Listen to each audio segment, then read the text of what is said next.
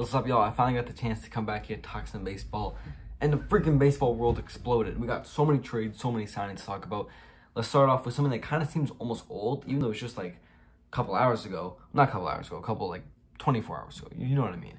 The Braves acquired Matt Olson for Christian Pache, Shea Langeliers, Joey Estes, and Ryan Cusick. So Pache is the Braves' #1 prospect. Langeliers is the Braves' #2 prospect.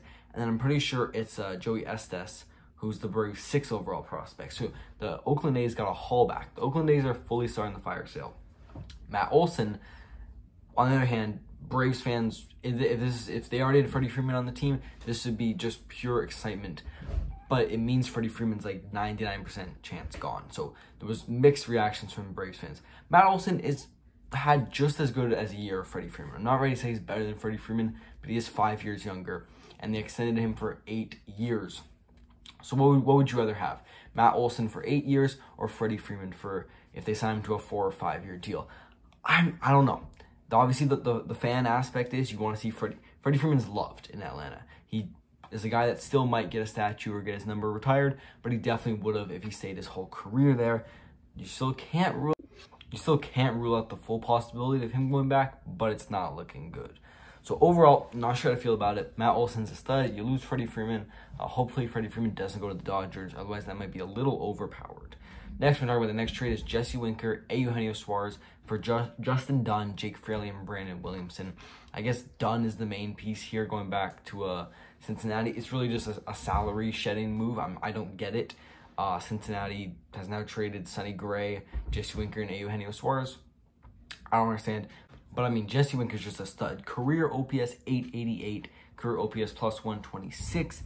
He hit 24 home runs last year. He was an all-star with 71 RBIs. Eugenio Suarez still also isn't bad. Eugenio Suarez can be your starting third baseman on a playoff team. It's fine. He hits a lot of home runs. He strikes out a lot. It's a tough situation. Overall, I'm glad Seattle's going for it. They're looking like their pitching needs to be a little bit better before I call them a lock for one of those 3 wildcard spots. We'll move on. Andrew McCutchen signs to the Brewers. That's cool. The Red Sox get Jake Diekman. I like that.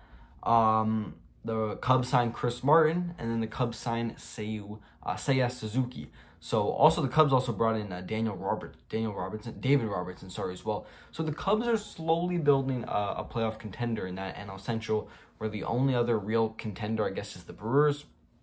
Seiya Suzuki is going to be really good. He has better hitting stats than Shohei Ohtani in Japan. 5-year deal as well. I feel like he kind of got forgotten about because he was talked about more during the lockout and then stuff came back. I kind of forgot he was a free agent. He is. Chris Martin's also a pretty solid bullpen piece, and I like what the Cubs are doing. Atlanta Braves make another move, bringing Colin McHugh. Super underrated guy. He had a 1.55 ERA last year in quite a few appearances, actually. So he's a solid bullpen piece for them. The Yankees re-sign Anthony Rizzo. That means they're 99% chance they're out of the Freddie Freeman sweepstakes.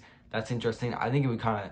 The Dodgers look like the clear front runner because the Blue Jays made a move for Matt Chapman, which we'll talk about soon. And then the Yankees re-sign Freddie Freeman. I don't know where else... I'm sorry, the Yankees re-sign Anthony Rizzo. The Dodgers have been rumored. They have the money. I don't know who else is going to contend for that. Freddie Freeman's going to the Dodgers. It kind of sucks. You don't want them to continuously build super teams like they do. The Phillies signed Kyle Schwarber to a 4-year deal. Big bag. He's not a good defensive player. This just adds to the Phillies' terrible defense. But he's a good bat. I also don't know if I would commit to him for 4 years. And then the Blue Jays acquire Matt Chapman for Kevin Smith, Gunnar Hoagland, Zach Logue, and Kirby Snead. Kirby Snead's a nobody. Zach Logue's an MLB-ready pitcher. Not a bad prospect. Kevin Smith is a guy that his ceiling is just being like a starting level shortstop or second base at an average hitter. He'll have that OPS plus around 100. So I don't feel too bad about the Blue Jays letting him go. And then Gunnar Hoagland had a lot of potential. He could have been a guy that was a top 10 pick if he didn't get Tommy John surgery. Great name for a pitcher, Gunnar Hoagland. He might work out, but I don't think he's ever going to reach the potential of getting a guy like Matt Chapman, who's a 3-time Gold Glove winner, 2-time Platinum Glove winner, hits lots of home runs. He's got a great slugging percentage throughout his career. He makes the Blue Jays a scary team. That infield now is Matt Chapman, Bo Bichette, Kevin Biggio, and Vladimir Guerrero Jr. And apparently they're still shopping for guys like Jose Ramirez and Freddie Freeman even. We'll keep moving on. The Braves re-sign Eddie Rosario. That's cool. The Royals acquired Amir Garrett and traded Mike Minor back. Zach Greinke re-signs with the Kansas City Royals. I say re-signs because that's where he started his career. He's 38 years old. I think this is going to be the last year for him. Overall, I like that story. We'll keep moving on. We got the Giants signing Jock Peterson. All right, so we were wondering who was going to make it out of that Braves outfield of Adam Duvall, Jorge Soler, Eddie Rosario, and Jock Peterson. With Acuna coming back. Looks like Jock's gone, so it'll probably be Acuna, Rosario, and then between Soler or Duvall, we'll see who else gets re-signed. And then the big move is the Rockies signing Chris Bryant to a 7-year deal. Worth, I think it's like, I don't know what it's worth overall, but it's 7 years and $26 million AAV, average annual value. I don't understand this one at all. So the Rockies traded Nolan Arenado like 2 seasons ago for literally nothing. They got back Austin Gomer. He's the only player that's kind of worked out, and he really has not been great. And then you lose Trevor Story in this offseason. He's not re-signing. You could have traded him at the deadline and gotten back some prospect capital, and now you give a 7-year deal to Chris Bryant when Chris Bryant's already 30. Trevor Story is younger than Chris Bryant. I don't know how old Trevor Story is. I'm looking this up right now. I'm gonna guess 27.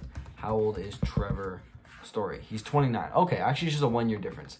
My bad. I'll hold back a little bit, but I don't understand the move at all. I think this is Chris Bryant realizing he's going to get traded within the first 2 years of this contract. He might get traded at this deadline, and now he just kind of, he got paid for the rest of his life, and he lowered his value to other teams, making him easier to get on a contender, because he knows like a team like Seattle or something that was going for him was not going to give him 7 years and $26 million a year. So this is a stupid trade. The Rockies aren't going to contend for a while. Overall, though, this was a lot of moves, man. There's some stuff I didn't even mention, like Donovan Solano to the Reds, Andrew Chafin to the Tigers, a lot of stuff, man. Daniel Vogelbach to the Pirates, Chad Cole to the Rockies, White Sox signed Vince Velasquez.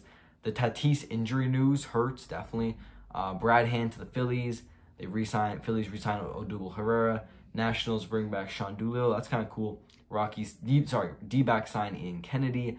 And yeah, that's where we left off. So I hope you guys enjoyed. I'm out.